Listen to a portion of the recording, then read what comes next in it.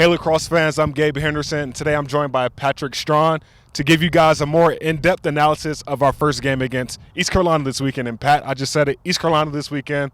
They're not a ranked team like the other 8 teams on Liberty's schedule this year, but what can you tell us about East Carolina? East Carolina is a good team for the Flames' first game in SCLC play and to start of the season because the Flames are a new-look team as they graduated a lot of seniors. But, yeah, I think this is a good matchup for the Flames. I know they like to play a little bit of a fastball style. They have a good attack unit and also a good midfield unit, so they're definitely strong in those two areas, and that's something that I think could give this young defensive core of the Flames some fit. So, as I said, good first test for the Flames as the Pirates come to Lynchburg. Like you said, these guys are young. 15 new freshmen, a lot of newcomers. So, with this first game, what are you expecting out of this young Liberty Flames team? I think it's a bit, for at least the coaching staff, kind of a bit a way to fill it out. I mean, we talk about they lost like one of their top attackmen in Ryan Miller, one of the best in MCLA history. Lost your entire starting midfield unit. You lost 2 key defensemen and your face-off specialist in Charles Fianco and a goaltender as well. So, like, that's a lot of depth you have to figure out and how to replace with young guys. But the future's bright for Liberty Lacrosse because as Kyle McQuillan, Jesse Glosser, and even Mike Zampano said, this is one of the best recruiting class since the guys that graduated left. So that's a huge note to be able to notice off. And I think you're going to see a lot of big names and guys filling in and coming in, probably filling in positions and stepping up and, like, kind of, as I said, fill it out and see where the Flames are going to do the rest of the season. Like you said, Cal and Zampano and Glosser, they're big on these guys. Yeah. When I interviewed Cal earlier in the year, he said these guys are really buying in. And it starts with guys who've already been on the roster like, Braden Harriman, who's the goalie, and Sam Gregory. Who are some other guys you expect to step up? Well, I think Harriman, that's a good guy to look at being the goaltender. He's going to have to be one of the key lines of defense for this Flames unit. As I said, new defensive crop coming in front of him, so definitely going to be kind of a whirlwind for him. He's going to have to stop a lot of shots and really step up his game against some of the top teams in the SLC and in their tough schedule, as you just mentioned. But another guy I expect to pick up, Long Poleman and Wynn McKeever. The coaching staff's very high on him, and they expect big things for him. Probably a guy that'll be an all-conference honoree. You have Nick Lombardozzi. He's coming back, being able to work things out for the Flames, and definitely going to probably lead the attack along with Sam Gregory too, who in my opinion should have been SCLC Rookie of the Year or at least been on the first team or at least been on one of the all-conference teams.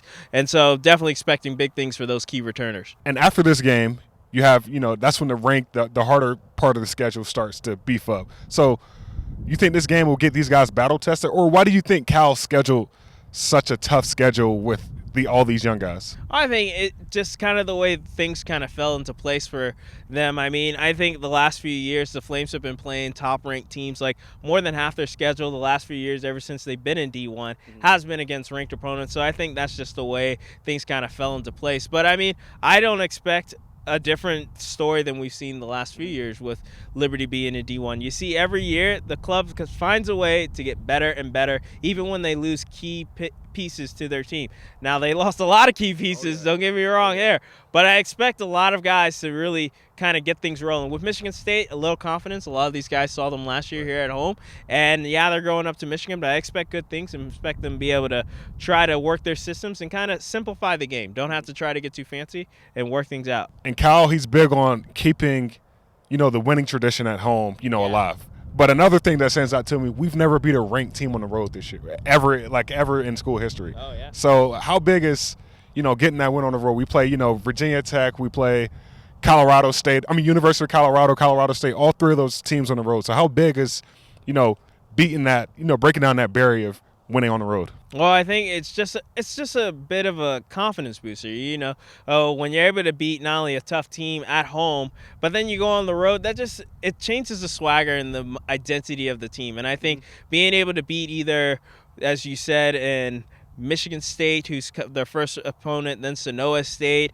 or even Colorado State, or VTech, any one of those guys could be able to, if they could get a win against one of them, you will see a completely change in makeup of this team as far as confidence goes and the way they approach a game and even the mechanics. And with this new crop, I think winning one of those key games early against, you're able to win against Michigan State, who's in the teens ranking right now, or Sonoa State, who I believe is at 25. Or if you're able to get a win against one of those guys early on, it's going to do worlds of wonder when they go out to Colorado or when they go back up to Blacksburg to play VT. And lastly, we came in this season ranked 20th. Last year we finished 15th or 16th. I can't remember.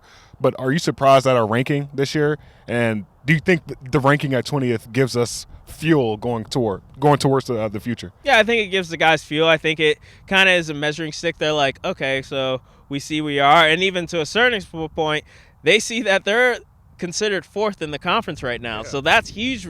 That's huge momentum, I think, or more so motivation for the guys coming up, thinking like, seriously, we're fourth. Like, we've won the division last year. So I think it's a kind of a bit of a way to get the guys really rolling and kind of seeing, like, guys, this is where we are. We have not made nationals since we've been in D1. We've been close only once when we lost in the conference tournament in the final to Virginia Tech, a team we were winning the game in. So this is a huge chance for the Flames to really cement themselves and just move up in rankings, because we've talked about it. The auto bid's hard to get, not auto bid, but an at-large bid. So to cement themselves and even be safe to get an at-large bid, you probably need to be in the top 14. So they got some work ahead of them, but I think it's something that they are definitely able to achieve and definitely well within their grasp. Pat, always good talking to you.